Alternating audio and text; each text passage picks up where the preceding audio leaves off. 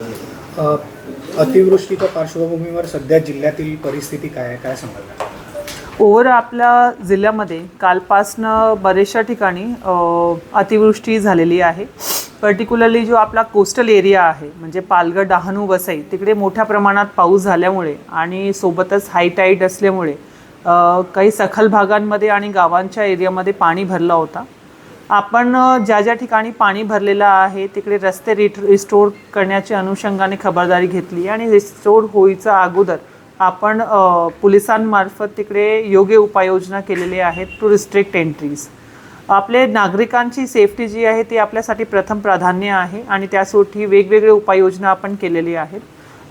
Particularly Palghar, डहाणूमध्ये काही लोकांना आपल्याला स्थलांतरण पण करायला लागलं आहे. डहाणूमध्ये जवळपास 200 लोकांना आणि पालघरमध्ये 1001 लोकांना आपण सुरक्षित ठिकाणी हलवलेलं आहे आणि तिकडे त्यांना फूड पॅकेट्सची व्यवस्था करून देण्यात आलेली आहे.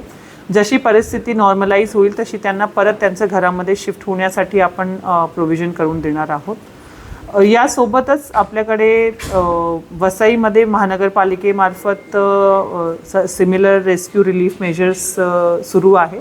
एक NDRFची टीमच्या मदतीने आपण काल पालघरमध्ये रेस्क्यू केला होता आणि आता ती टीम एक NDRF आणि एक SDRFची टीम वसई विरार कॉर्पोरेशन हद्दीमध्ये आज रोजी प्रेझेंट आहे आणि ते कार्य करत आहेत. झांजरोळी धरण परिसरात जे बचाव कार्य राबवलेले आहे, सध्याची परिस्थिती काय आहे, काय सांगा?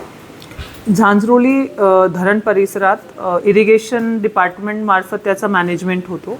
काल सकाळी आपल्याकडे एक माहिती आली होती की त्या धरणाची एक जी भिंत आहे त्यातला भाग कोसळलेला आहे. त्या अनुषंगाने आपण घटनास्थळी जाऊन पाहणी केली. पाहणी दरम्यान आपल्या जे इंजिनियर्सची टीम होती त्यांच्याशी चर्चा केली आणि त्यांच्याकडनं स्ट्रक्चरल स्टेबिलिटीच्या बाबतीमध्ये आपण एक कन्फर्मेशन केला. तर ॲज पर इंजिनिअरिंग टीम आज रोजी धरणाच्या जी स्ट्रेंथ आहे त्याला काही इम्पॅक्ट झाला नाही आहे. कुठलाही पाणी धरणाचे बाहेर येत नाही आहे. त्या अनुषंगाने आपण जी भिंत कोसळली होती त्याला रिइन्फोर्समेंट देण्यासाठी गनी बॅग्सच्या माध्यमातून आपण प्रयत्न केलेला आहे. जसा पाऊस थांबला की लगेच आपण त्याला रिस्टोर करणार आहोत. त्यासोबतच त्याचा जे खालचा भाग होता त्यामध्ये 4 पाड्यांमध्ये जवळपास 1000 लोक वास्तव्यात होते. त्या सर्व लोकांना आपण सुरक्षित स्थानी स्थलांतरण केलेलं आहे आणि तिकडे त्यांची जेवणाची आणि राहण्याची सोय केलेली आहे. ॲज अ प्रिकॉशन मेजर म्हणून आपण तिकडे public address system mounted vehicles ठेवलेले आहेत. पोलिसांचा एक मोठा बंदोबस्त SP साहेबांमार्फत तिकडे तैनात करण्यात आलेला आहे आणि या सर्व बचाव कार्यामध्ये आपल्याला NDRFनी मोलाचं सहकार्य केलं होता. कारण त्या पाड्यांकडे जाण्यासाठी आपल्याकडे रस्त्याचा मार्ग जो आहे तो ब्लॉक झाला होता. आपण त्यांना बोटीच्या मदतीने त्या नालामध्ये NDRFच्या सहायतानेच रेस्क्यू करू शकलो.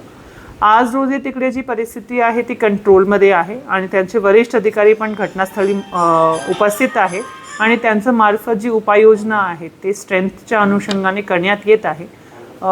मला असं वाटते की तिकडे काही अनुचित प्रकार घडणार नाही जे इरिगेशन डिपार्टमेंटची माहिती आहे आणि जर समजा काही अडचण आली तर आम्ही इन टाईम अलर्ट राहून ती परिस्थिती जी आहे ते मॅनेज करण्यासाठी तयार आहोत.